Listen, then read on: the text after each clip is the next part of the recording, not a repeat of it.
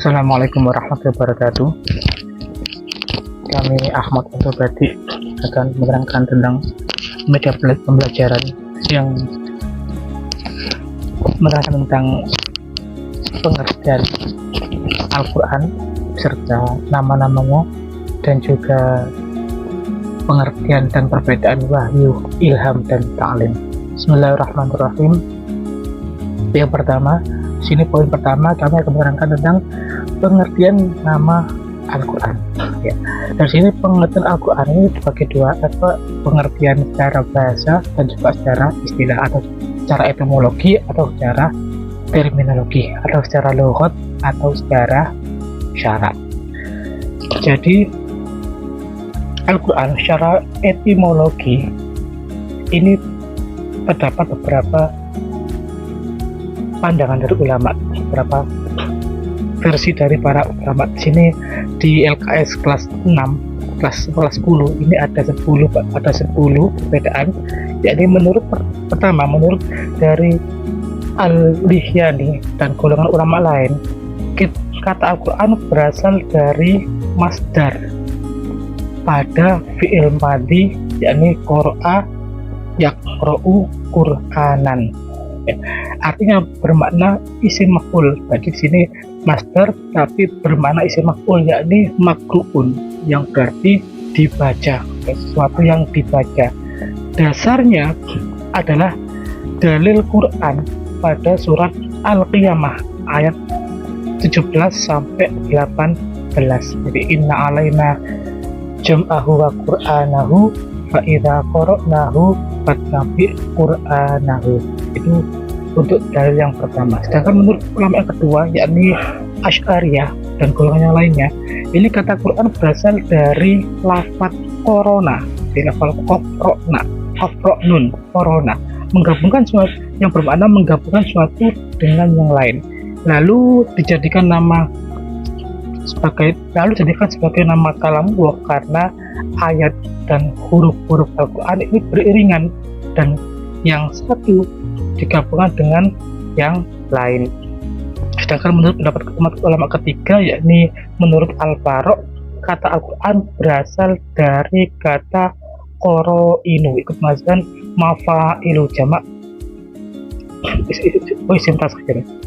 isim jamak dari mufrad ini korinah, yang bermakna petunjuk atau indikator.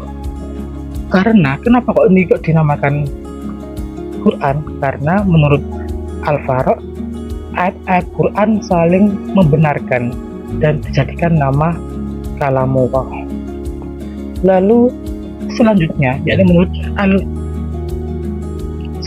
Al-Zujjaj, ini kata Quran berasal dari isim fa'il, yakni Al-Qur'u, berasal isim sifat, berasal dari isim sifat, yakni Al-Qur'u, yang mengikuti wazan fu'lanun, yang artinya al-jam'u atau kumpulan. Di Al-Qur'u diikut oleh wazan simai fu'lanun, jadi Qur'anun. Karena kenapa bermakna al-jam'u? Karena Al-Quran terdiri dari kumpulan surah dan ayat yang memuat kisah, perintah, larangan, dan mengumpulkan intisar dari kitab-kitab sebelumnya. Sedangkan menurut ulama Asy-Syafi'iyah, kata Al-Quran berasal dari isim alam, bukan masdar, tapi isim alam, bukan masdar yang mustaq, tapi isim alam. Jadi isim yang memang dibuat untuk nama, dan sejak awal memang khusus digunakan untuk kalamullah bagi Nabi Muhammad, untuk kalamullah atau kitab Allah yang diturunkan bagi Nabi Muhammad. Begitu juga nama-nama kitab sebelumnya seperti kitab Zabur itu juga termasuk isim alam. Zabur bagi Nabi Dawud, Taurat bagi Nabi Musa, dan Injil bagi Nabi Isa. Itu semua menurut Asy-Syafi'i itu termasuk isim alam. Dan terakhir menurut Abu Syuhbah dalam kitabnya Al-Madkhal Lidirosah Quran Al-Karim, dari 5 pendapat ini nomor 1 adalah yang paling tepat, yakni berasal dari masdar yang mustaq dari madhi qara'a, yakni qara'a yaqra'u Qur'anan. pendapat ini adalah pendapat yang paling masyhur. Selanjutnya, pengertian Al-Quran secara istilah atau secara terminologi atau secara syarat. Di sini ada 3 pendapat. Yang pertama, menurut Syekh Muhammad Khudori Baik dalam kitabnya Tarikh At-Tashri' Al-Islam, Al-Quran adalah firman Allah yang berbahasa Arab yang diturunkan kepada Nabi Muhammad untuk dipahami isinya dan selalu diingat, yang disampaikan dengan cara mutawatir, yang tertulis di mushaf, yang dimulai dengan surat Al-Baqarah dan diakhiri dengan surat An-Nas.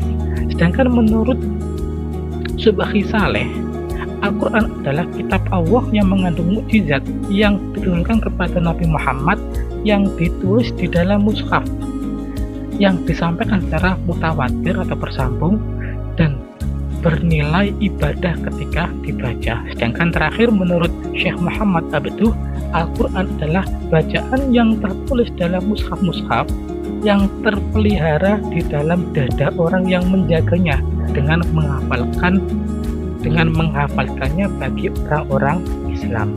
Dari sini bisa disimpulkan bahwasanya dari 3 pendapat ini, beberapa unsur dalam pengertian Quran adalah firman Allah, adalah berbahasa Arab, diturunkan kepada Nabi Muhammad SAW, merupakan mukjizat dan melalui perantara Jibril, disampaikan secara mutawatir atau kesinambungan, tertulis di mushaf atau lembaran, dan diawali surat Al-Baqarah dan juga diakhiri dengan surat An-Nas. Berpahala dalam pembacaannya dan terjaga kemurniannya di dalam hati orang mukmin yang menghafalkannya. Jadi itu adalah pengertian Al-Quran secara bahasa dan juga secara istilah menurut para ulama. Baik, setelah kita mengetahui definisi dari Quran secara bahasa dan secara istilah, sekarang kita mengetahui nama-nama Al-Quran. Nama Al-Quran menurut As-Syekh As-Suyuti dalam kitab Al-Itqan fi Ulumil Quran menyebutkan bahwa Al-Quran mempunyai 55 nama. Bahkan dalam ensiklopedia Islam untuk belajar disebutkan ada 78 nama bagi kitab suci Al-Quran. Namun, jika diperhatikan dan dicermati berdasarkan ayat-ayat Al-Quran secara redaksional, maka akan didapatkan beberapa nama-nama saja. Yang lainnya bukan nama Quran, melainkan hanya sifat, fungsi, atau indikator Quran itu sendiri. Beberapa nama Al-Quran tersebut sebagian adalah sebagai berikut. Yang pertama adalah nama Al-Quran. Ini adalah nama yang populer. Ya, ini ada nama ini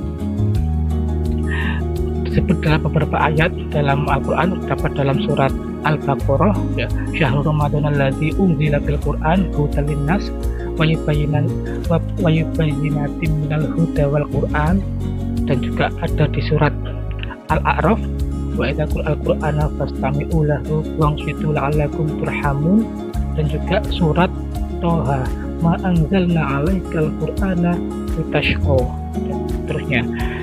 Dan juga yang kedua adalah nama Alkitab. Ya. Alkitab juga sering disebut dengan Kalamullah. Ya, sedangkan ayat Al-Quran yang di dalamnya terdapat nama Alkitab sebagaimana dari ayat surat Al-Baqarah ayat 2. Dzalikal kitab la raiba fihi hudal lil muttaqin. Itu juga ada di surat Ali Imran ayat 3. Lalu yang ketiga ada lagi sebutan dengan Al-Furqan, yaitu pembeda dari barang batil dan barang hak, barang yang benar dan barang yang baik. Ini juga disebutkan dalam Al-Quran surat Al-Furqan ayat 25. Ayat 1. Tabarakalladzii nazzala al-furqana 'alal 'abdihi liyakuna lil 'alamina nadhira. Dan juga keempat adalah Al-Dzikr, ya, yang pertama adalah sebuah pengingat dalam Quran disebutkan dalam surat Al-Hijr, inna nahnu nazzalna dzikra wa inna lahu lahafidun. Itu dalam surat Al-Hijr. Dan terakhir nama Quran adalah At-Tanzil, yakni yang diturunkan oleh Allah kepada Nabi Muhammad. Seperti dalam ayat Asyura yang berbunyi wa innahu lananzilu rabbil alamin. Jadi itu adalah nama-nama Al-Quran ya, yang terdapat dalam teks atau redaksi Al-Quran itu sendiri. Ada 5. Baik, selanjutnya kita akan membahas tentang poin yang kedua, yakni pengertian dan perbedaan wahyu, ilham, dan taklim. Setelah kita mengetahui nama Quran, definisi Quran, sekarang kita mengetahui pengertian dan perbedaan wahyu, ilham, dan taklim. Pengertian wahyu, ilham, dan taklim. Di sini definisi dari wahyu adalah pemberian Allah, pemberitahuan Allah kepada hambanya yang terpilih, yakni Nabi dan Rasul, mengenai beberapa petunjuk dan ilmu pengetahuan dengan cara yang tidak biasa bagi manusia, baik melalui perantara atau tanpa perantara. Sedangkan ilham adalah suatu yang dilimpahkan ke dalam jiwa dengan cara memancar. Ia merupakan ilmu yang ada di dalam hati atau jiwa, di dalam hati atau jiwa. Dan dengan adanya ilham, seseorang tergerak untuk melakukan sesuatu tanpa didahului dengan pemikirannya. Ini diambil dari kitab Al-Jurjan At-Ta'rif, dari Syekh Al-Jurjani, kitab At-Ta'rif. Sedangkan taklim adalah suatu yang dilimpahkan ke dalam jiwa atau pengetahuan yang melalui usaha manusia atau proses pembelajaran yang berlandasan ilmu pengetahuan, ilmu Islam sebagai tolak ukur dalam menentukan suatu hal dengan ilmu. Jadi untuk perbedaannya, wahyu ini diberikan oleh Allah kepada orang-orang tertentu, orang khusus seperti Nabi dan Rasul, baik berupa kalamullah, yakni Quran, atau hadis. Hadis Nabawi, ada hadis qudsi. Jadi kalau Quran itu langsung dari Allah, jadi lafaznya Allah, maknanya juga dari Allah, langsung Allah. Kalau hadis itu bagi dua, ada hadis qudsi, ada hadis Nabawi. Kalau qudsi itu adalah hadis yang dinisbahkan pada Allah atau pemberian Allah atau wahyu Allah, tapi dengan bahasa atau lesannya Nabi Muhammad. Al-Quran itu kalamullah dengan bahasa dan maknanya Allah. Tapi kalau hadis qudsi dengan dari Allah, tapi makna dari Allah, tapi dengan bahasa dari Nabi Muhammad. Sedangkan kalau Nabawi, ya hadis biasa itu, ya cuma dari Allah, tapi artinya dan maknanya dan bahasa dari Nabi Muhammad sendiri. Terus kedua adalah ilham. Ilham itu dapat diperoleh, perbedaannya adalah ilham itu dapat diperoleh oleh kehendak Allah, tapi dengan tanpa adanya usaha dari manusia. Itu perbedaan ilham. Jadi ilham dengan taklim hampir sama. Jadi bedanya kalau ilham itu tanpa adanya usaha, kalau taklim atau berilmu itu adanya usaha dengan belajar atau yang lain. Baik, terima kasih. Itu tugas media belajar dari kami. Semoga bermanfaat dan mohon maaf apabila ada kesalahan, baik sengaja atau sengaja. Kami akhiri, assalamualaikum warahmatullahi wabarakatuh.